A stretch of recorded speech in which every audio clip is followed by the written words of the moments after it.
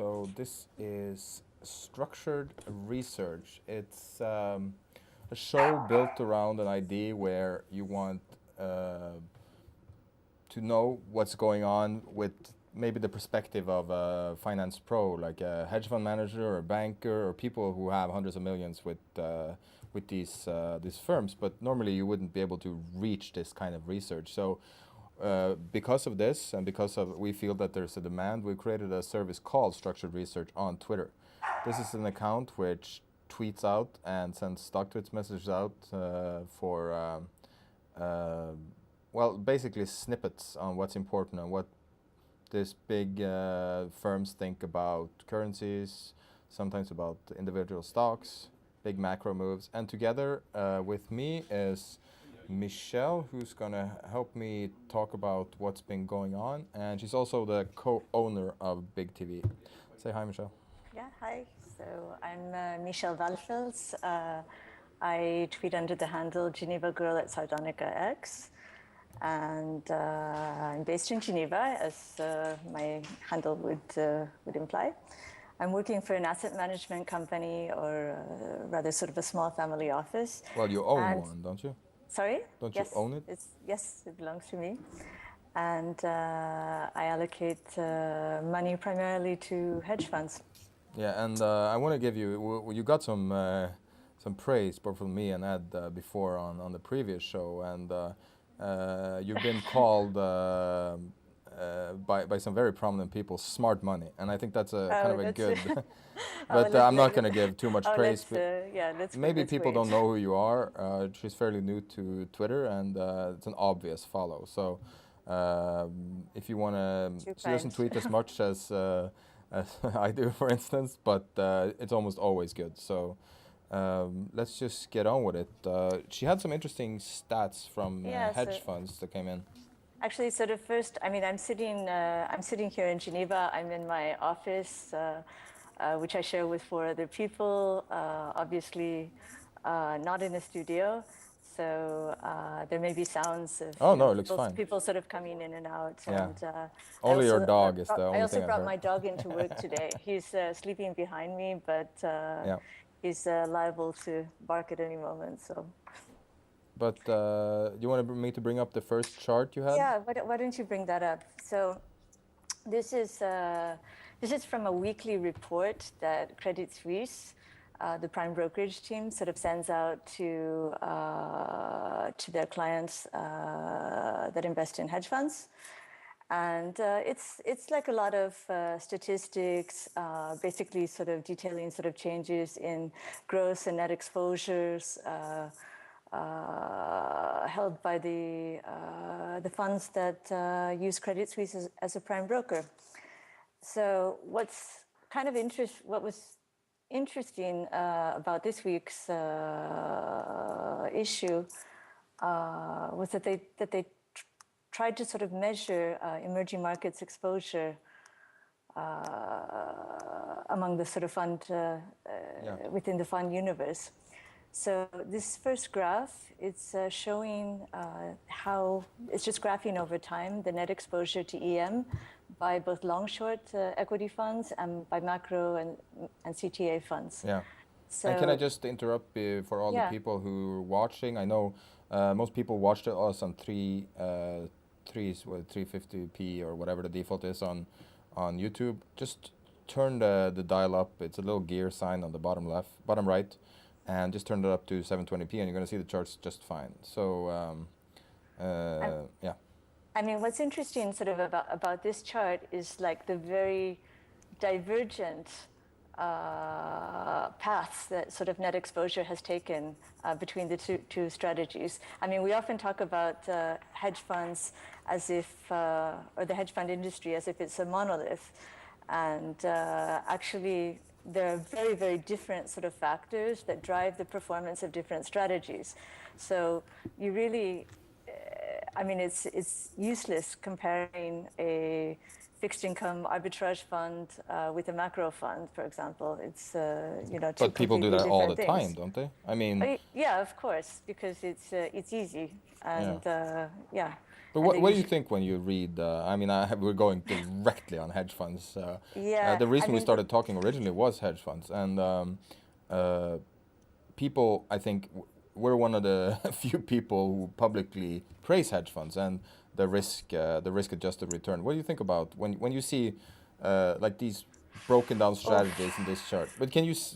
I mean, I don't mean to. I mean, this is it's a broad topic, and unfortunately, sort of the time's limited right now. But I mean, Sverre, one of our plans is to do like a hedge fund show, hopefully sort of on a weekly basis, and then we'll be able to talk about this stuff a bit more in depth. But I mean, the show today is structured research.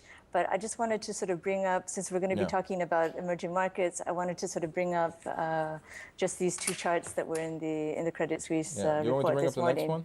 By the way, can you just check the chat? There was one setting that the last one, the chat in the drive. Okay, hang on. I'm going to bring up the next chart now. Okay. So it's a little intermission here. All right. Are you getting the chat up? Yeah. Yeah, okay. Just so you know.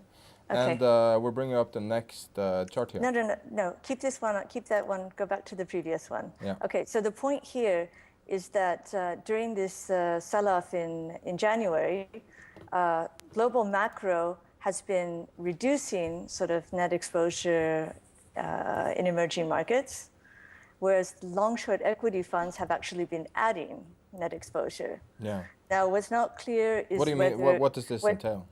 Well,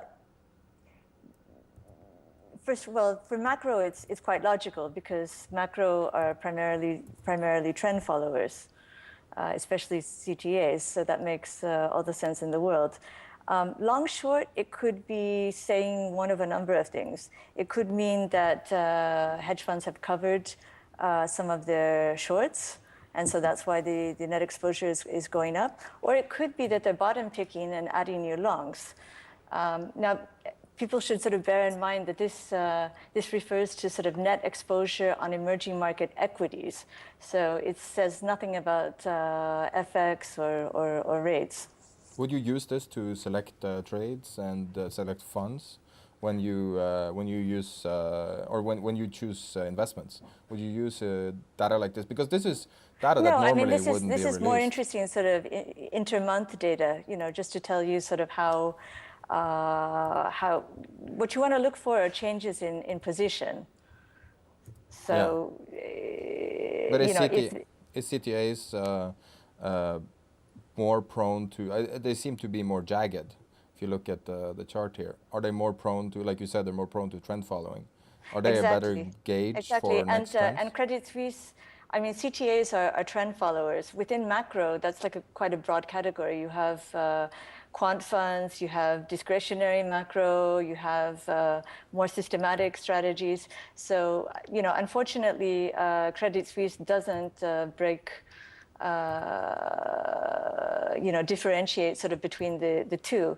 So it's not really, it's just a nice chart, but it's one data point, but it's difficult sort of to draw any kind of actionable conclusions, just from this on its own. But it could be the case, looking at this, it could be the case that equity long-short funds are starting to dip their toes into EM equities again. It could be the case. It might also be short covering. Yeah, that's interesting. But what would you do with this? Would you make a decision if you're going to use this individual? No. I mean, this is just used. This is just a backdrop. I mean, hedge funds only price once a month. Yeah. And between the monthly mark, a lot of things can happen. I mean, we're regularly getting weekly estimates, but this just adds color to sort of what's going on. Yeah. So you want to bring to the next chart? Yeah. So this is our next chart. Can you explain it a little bit? I'm going to bring it up full screen for you. Sure. So this is again for long-short equity funds. It's net exposure, but broken down per EM country. Yeah. And we're talking about equities again. And what's interesting sort of about this, the red dots are January 27th, blue dot is December 31st. Now this is the average, net exposure. And what's interesting is that net exposure to Brazil, India, China, and Russia is higher than where it was at the end of the year. So this could sort of lend some support to the point that I was putting forth before, that maybe long-short funds are sort of starting to bottom tick in EM. That's good. So EM shares, like EM equities. Yes, EM equities, yes. Yeah. So how does the EM debt look in your point of view? I haven't seen sort of any data sort of there. But it's not necessarily positive. I mean, the story No, is... of course, of course not. I mean, all of the estimates that I'm seeing sort of on the EM focused funds are negative. Yeah. And yeah, that's what I mean. That's all I'm seeing as well. But I know you have a much broader perspective. Yeah, but that's been a difficult space since the summer. Yeah. Well, since May, really, wasn't it? Yeah, exactly. Yeah. No, it's been very hard, especially for the EM only funds. I mean, it's very hard to generate alpha when the roof is on fire. I mean, it's quite rough. Exactly. So, I mean, I don't, I invest primarily in hedge funds. I don't invest, although there are some small exceptions in equities or fixed income. But it's really, really important to just follow the research, keep up with what's going on in markets, and because it does help you in terms of monitoring positions. And it also sort of helps you to have a good dialogue with your managers. Yeah. So, what kind of are you allowed to talk about who you prefer over others? Can you say so? I don't know what your. I mean, I'm sure there is a lot of secrecy. In terms of the research, or in terms no, of in terms of allocations. How do you choose allocations? Oh, again, that's that's quite sort of a broad topic. By the way, I am working, and I do have a hard out at the top of the hour. So hard out, that's right. Yes, industry using the terminology. I learned that from you. Yeah, that's the industry terminology for. So let's move to the Goldman chart. So why don't we go to exactly. So I mean, this is the point about this chart is we tend to talk about EM as one asset class. Yeah. And it's really not. I mean, you have emerging market equities, you have emerging market credit, you have fixed income or sovereign sort of debt, which can be both issued in local currency or it can be dollar denominated.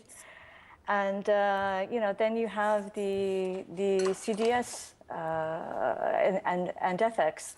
So, and you have different things that are driving sort of each one of these sub-asset classes. Yeah. So it's really important to sort of keep that straight. And if you look, what I find interesting is EM equities. Now, I mean, most people probably don't know that emerging market equities have more or less been in a bear market since mid-2011. If you can draw up a chart of the EEM, so that's the MSCI emerging markets, the ETF. Do you want me to bring it up from yeah, from the market? Can you do that? Yeah, just caught me off guard there. Okay, sorry. Yeah, no. I forgot to mention that. That's the iShares one? Yes. What do you, okay. It's as simple as EEM. Yeah. Here we go. Is that the right chart? So, by the way, if you're seeing low resolution, please change the resolution to 720p. Yeah. Can you zoom out and do like a 5-year or even a 6-year view? This is all. So back to 2007. Okay. No, that's not going to be good. But go back. Can you? Yeah. There you go. Or at least. There you go. That's a 5-year one. Yeah. That one is probably better. But the point I wanted to make was just that they peaked in May 2011, and they're now down 21% from the peak. So, and you know, do you want me to do it from May 2011? Yeah, that's fine. Now we get to see this. But this is the definition of a sideways market. Yeah. I mean, you've. It's a very good example. So I can see here. You see the. Now you also get to see this lovely sponsor of ours. So this is how you use this product, and it's down 18%, as you can see from the right axis. If you can't see it, HD, change to HD. Anyway, continue. Yeah. So, you know, it's gone nowhere, and I think, you know, Goldman and others as well are just drawing attention to the valuation gap that exists. So. I think that's actually a very good idea, and it's a very ugly chart, remarkably ugly. This chart. I mean. Yeah, I mean, when you consider this chart in light of everything that's been going on in developed markets, and the incredible sort of bull market that we had, the bull run that we had last year, this is not what you'd expect to see. No. So you're a few minutes away from your exit point. So exactly. Let's continue. Okay, I'll continue. So over the past over the past 2 days, really, various banks, they've been issuing all kinds of research. You know, you see all different types of acronyms being sort of floated out there. And you know, I just wanted to sort of draw attention to sort of a couple of the reports. I mean, the problem for central banks in EM is they're really caught between a rock and a hard place, because they have one instrument, which is the policy rate, which they have to use for two purposes. First, to defend the external balance, and then second, to kind of manage their own domestic growth. And achieving balance between these two kind of divergent aims is difficult. Yeah. Maybe you can go to the Goldman chart with the picture, the levels of local currency debt. Is it this one? No. Okay. No. This is what I got. I'm not sure if I have it here. It's called Goldman Estimate of yeah, that one. That's the one. You just had it. Oh, yeah, I was on. Sorry. Confused me a little bit. Yeah. Okay. Yes, that's the one. Okay. Yeah. So. That is an excellent chart, though. Jesus. That's a good chart. Yeah, I mean, sort of, you know, this is. Within EM, I guess the biggest sort of change over the past 5-6 years has been a huge increase in the issuance of local currency debt, because you know, these countries have traditionally sort of funded themselves through dollar-denominated debt, and this is the first kind of crisis where we have such a huge amount of local currency debt available. And you know, you can look at a country like South Africa on the graph. I don't know if maybe you want to point it. If you can point it out with your mouth. It's the fourth. No, I can't. It's the fourth from the left. It's moved from about sub 10% levels. No, it's less than 5. Call it around like 8%. No, it's less than 5. Yeah. Okay. In 2007 to like around 30%. Yeah, 25 today. Yeah. And LCD, you know, local currency debt, it's really like a double-edged sword, because the positive impact is that, you know, debt redeemed in currency controlled by the central bank is, you know, it doesn't impact the sovereign balance sheet.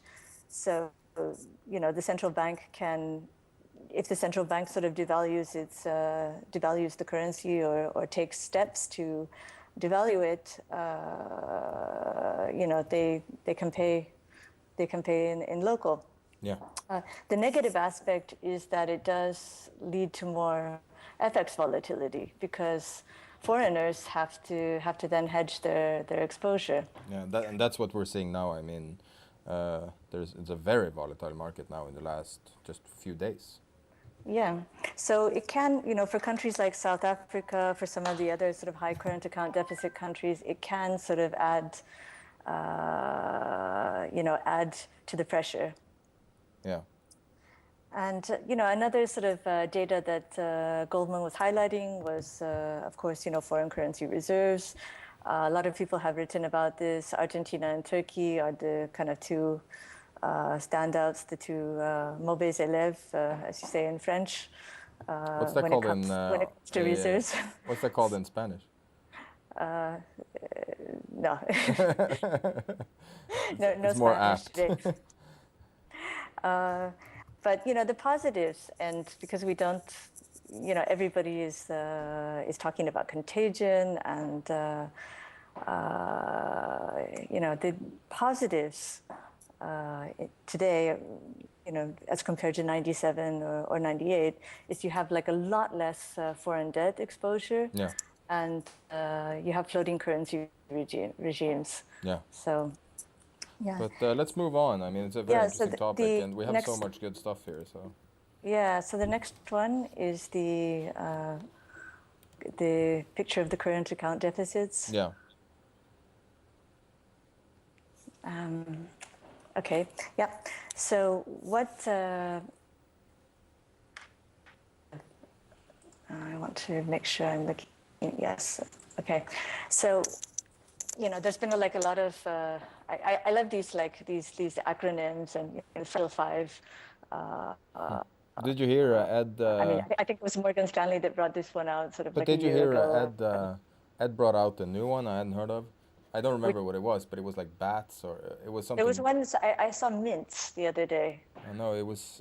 It started I'm not sure with. What that is. It was like it was a. Oh, it was a good one, but if you go back and watch the broadcast with Ed, you can see it.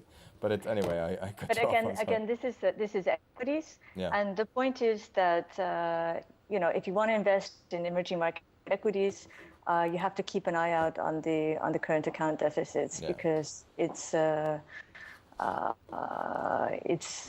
what's driving the performance. Yeah. What has been driving the performance since May. Yeah. So the blue line is the surplus markets. So China, Korea, Taiwan, Malaysia, Philippines, and then the fragile 5 is in the gray. And we see a huge, difference in performance. Yeah. And previously they had been all of these markets had been quite highly correlated, and now we see sort of differentiation. So what this is doing is it's setting, once things have like settled down, this is like potentially sort of setting up some interesting relative value opportunities. Yeah. And that's kind of something you've been focusing on lately, isn't it? That's a great way to find alpha, as far as I understand. Yeah, absolutely. I mean, it's a different way of investing than sort of thinking about markets in directional terms, but it really, really worked well when you have like big dispersion within an asset class, and you have like a well-defined group of winners and a well-defined sort of group of losers. What would you be long now? Well, actually, I went back. I did one thing sort of yesterday. I went back and I looked. BNP Paribas, they published at the end of last year their 2014 EM outlook. And I mean, it was a really sort of interesting report, sort of full of some good ideas. And the point that they were making about relative value opportunities in EM is that it's not just a question of buying sort of good countries and selling to bad countries. I mean, if you, that leads to all kinds of problems with carry. But what you need to sort of look at instead is the rate of improvement. So who is like moving from bad to sort of good, and who is going from bad to worse? And one of the sort of trade ideas that they sort of brought out for 2014 was to be long India rupee and short Turkish lira. Yeah, that's a good one. And that's worked out quite well. Yeah. And some of the other ones, maybe faster sort of than was expected. Yeah. And some of the other ones were sort of short Brazil, long Mexico, and long Poland, short Hungary. Do you think these are still good, or is it about time to take profit on that? Well, they moved a lot. I mean, I was listening to sort of Ed's comments regarding Hungary, so maybe that one sort of still has some room to go. But we are 2 minutes from the hour now, so yeah. So maybe just the last picture, which is just underlining my previous point about looking, the relative value sort of trades are most profitable sort of during times when you have sort of big dispersion within sort of the asset class across countries. Yeah. And last year was like one of the lowest. Really sort of one of the lowest dispersion years. So, it could be sort of in 2014, maybe, not now, not next week. Maybe it's a second half story, but I think we're going to have some interesting relative value opportunities coming up in emerging market equities. I think that's a great idea. So you have to use like sell-offs. Like yesterday, you have to use these risk-off sort of periods to sort of do your homework and figure out, where you want to be positioned. Would one of these positions be Greek debt, like I know you've said publicly before? Yeah, I mean, Greek debt is being sold off like everything else. And yeah, I mean, Greek debt will be.